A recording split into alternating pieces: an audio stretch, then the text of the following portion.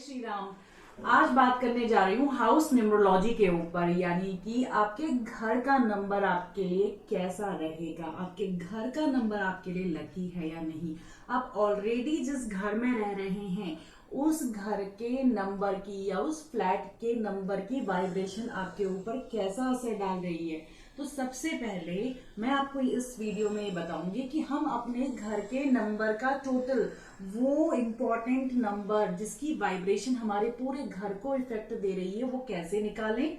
1 से लेके 9 तक के बीच में यदि वो नंबर आ जाता है तो 1 नंबर में रहने वाले लोग, यानी कि जिनका हाउस नंबर 1 है, वो कैसे होते हैं। हाउस नंबर 2 पे रहने वाले लोगों को क्या प्रॉब्लम्स आ सकती है, कैसा उनका बिहेवियर होगा, वो करियर में सक्सेस चाहते हैं तो क्या करें, अपने प्रोफेशन के हिसाब से अपने लकी जो नंबर्स हैं, हाउस नंबर है, वो कैसे हम चूज करें। ये सारे विषय में आपके साथ चर्चा करने जा रही हूँ। जुड़ेंगे।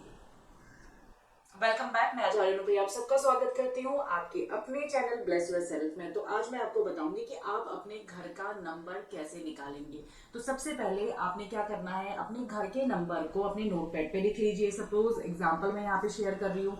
सपोज मेरे घर का नंबर है E101, तो मैं 1 + 0 + 1 करती हूँ तो 2 आ जाता है। पर क्या आप जानते हो, अक्सर ही लोग ये गलतियां कर देते हैं, वो अल्फाबेट को ऐड करना भूल जाते हैं। अब आप कहेंगे कि अल्फाबेट को कैसे ऐड करें। तो देखो, हर एक अल्फाबेट के साथ में एक नंबर जुड़ा हुआ है। तो जल्दी से आप इस टेबल को देख लीजिए, और इस टेबल को अगर आप देख रहे हैं तो अपने घर का नंबर आप आसानी से ऐड कर सकते हैं। कैसे करेंगे ऐड, तो देखिए सपोज मेरे घर का नंबर A101 है, तो ए की वैल्यू इस टेबल से कितनी आई है 1। तो मैं अपने घर का नंबर कैसे निकालूंगी, A101 यानी कि 1 + 1 + 0 + 1 जो हो जाता है नंबर 3। अगर किसी के घर का नंबर B101 हो जाता है तो B की वैल्यू वहां पे वो लेगा 2, और वो ऐड करेगा 2 + 1 + 0 + 1। तो इसी तरह से प्लीज आप अपना घर का नंबर निकालिए और मुझे जल्दी से मैसेज कर दीजिए अपने घर का नंबर।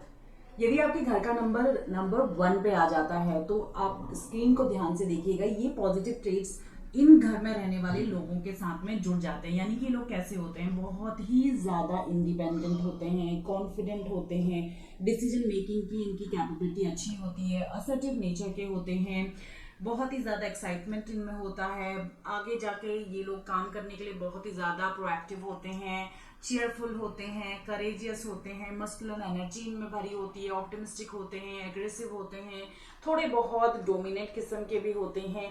बट अगर इन जनरल में इस घर में रहने वालों की बात की जाए ना, तो अगर आप इंडिविजुअल रहना चाहते हैं, आपको जॉइंट फैमिलीज पसंद नहीं है, तो उनके लिए ये नंबर काफ़ी अच्छा है। नंबर 1 न्यूमरोलॉजी में हमारी न्यू बिगनिंग को भी दिखाता है, तो ये आपके लिए बहुत ज़्यादा न्यू अपॉर्चुनिटीज को लेके आएगा।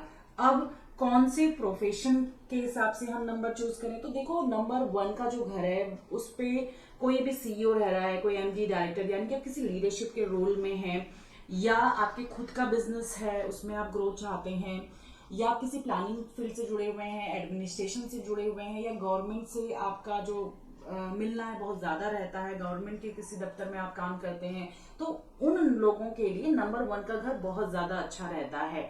जो लोग इंडिविजुअल फैमिलीज पसंद करते हैं, जॉइंट फैमिली नहीं रहना चाहते, उन लोगों के लिए भी ये घर काफी प्रॉस्पेरियस रहता है। इन जनरल मैं आपसे बात कर रही हूँ। देखिए अब क्या होता है कि ये नंबर का घर उन लोगों को सूट नहीं करेगा जिनका मूलांक या भाग्यांक नंबर 8 आ जाता है, क्योंकि नंबर 8 जो है 1 का एंटी नंबर्स है। तो यदि आपका मूलांक और भाग्यांक नंबर 8 पे आ जाता है तो आपने इस घर को अवॉइड करना है, रिस्पेक्टिव आप किसी भी लीडरशिप की पोजीशन पे हैं। आगे बढ़ते हैं और बात करते हैं, यदि आपके घर का नंबर 2 आ जाता है तो इस घर में रहने वाले लोग कैसे होते हैं और कौन से प्रोफेशन वाले लोगों को ये घर सूट करेगा। देखो नंबर 2 है हमारा मून का नंबर, यानी कि ये घर में रहने वाले लोग ना हमेशा एक दूसरे को वेलकम करेंगे, एक दूसरे की सलाह लेके काम करेंगे।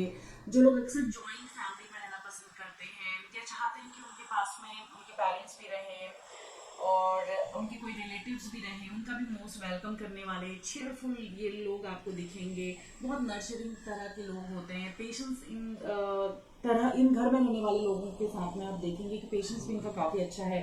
थोड़े से इमोशनल होते हैं, सेंटिमेंटल होते हैं, इनके मूड स्विंग्स भी बहुत ज्यादा होते हैं। बस इन घर में रहने वालों के साथ में ये ड्रॉबैक आ जाता है ना कि ये अपने कामों के लिए दूसरे पे बहुत ज्यादा डिपेंडेंट हो जाते हैं और कई बार इनके इमोशनल बहुत ज्यादा हो जाते हैं, मूड स्विंग्स भी इनके देखे जाते हैं। इस घर में रहने वाले थोड़े से ओवर सेंसिटिव हो जाते हैं।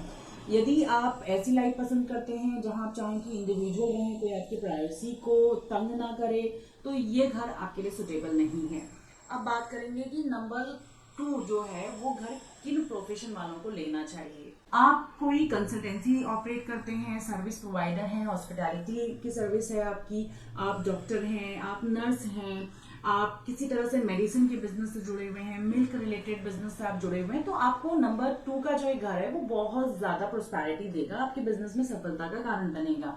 बट यदि आपका मूलांक या भाग्यांक नंबर 5 पे आ जाता है ना, तो ये आपके लिए कंपैटिबल नहीं रहता है, क्योंकि 2 और 5 जो नंबर हैं वो एक दूसरे से विरोधाभास में आ जाते हैं। मरकरी और हमारी मून की आपस में इन्हें कहा जाता है शत्रु ग्रह, तो आपस में इनकी जो कंपैटिबिलिटी है वो अच्छी नहीं रहती।